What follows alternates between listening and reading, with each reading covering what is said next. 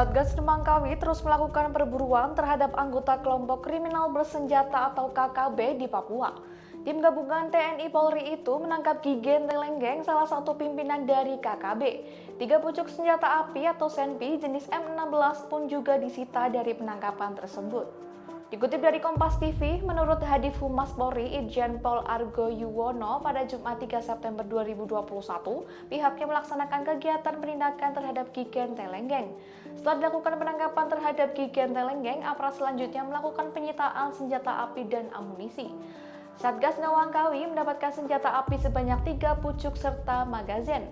Proses penangkapan berawal dari Satgas Nemangkawi bergerak ke tempat penginapan yang mana terdapat target yakni Gigen Telenggeng.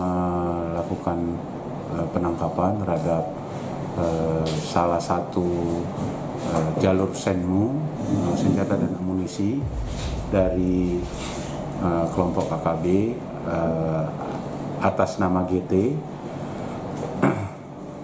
GT tersebut kita amankan di daerah Sentani.